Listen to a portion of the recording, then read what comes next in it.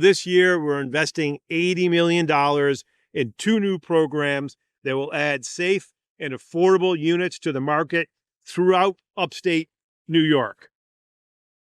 Some of you will recognize these programs from a presentation I gave at Crane Library in January.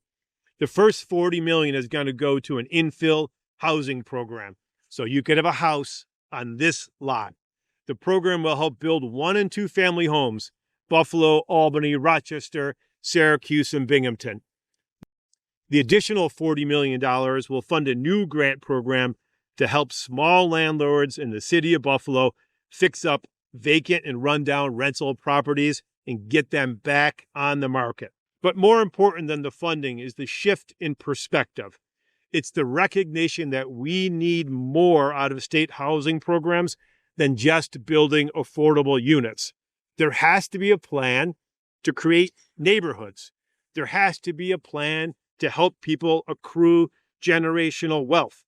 We can't measure success by asking, do we have 10 more affordable units? Instead, we should be asking, are we strengthening our communities? Are we helping people build wealth? Are we creating more opportunity for everyone? And if the answer is yes to those, then you've got a good housing plan.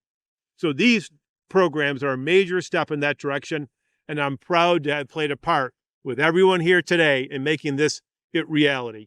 To create a brand new housing program in a state with the kind of bureaucracy we have is hard.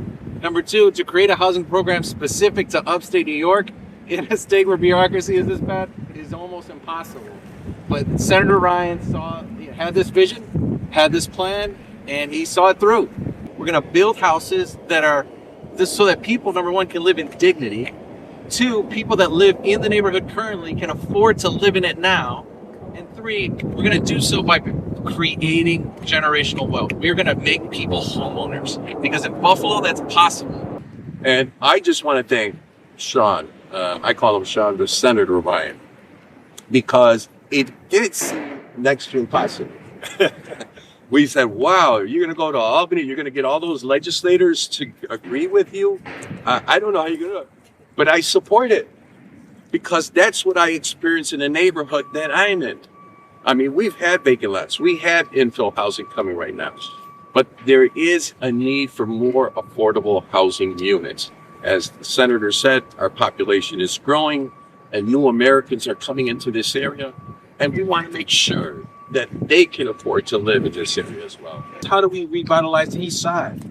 Well, you revitalize the East Side by putting housing there, affordable housing, and home ownership. It's just not about affordable, but it's about home ownership. And Senator Ryan has done something that it should have took 20 years for this to happen.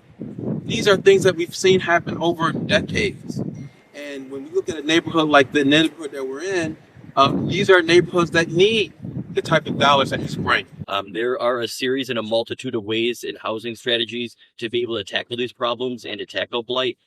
We do need to hold, landlords accountable, but we also need to give them tools and resources. We need to have infill housing to start taking the vacant lots off of the city tax rolls and make them homeowners and to build back that density. The vast majority of funding that comes from every level of government for affordable housing is directed towards rental opportunities, and it does not provide the opportunity for new creation of generational wealth. This has the potential to be absolutely transformative. If you look around and see the vacant lots, they represented the unmaking of community. This program, spawned by the senator, represents the beginning of the remaking of community. We will continue in our fight to transform the East Side for the actually existing population living on the East Side. Thank you.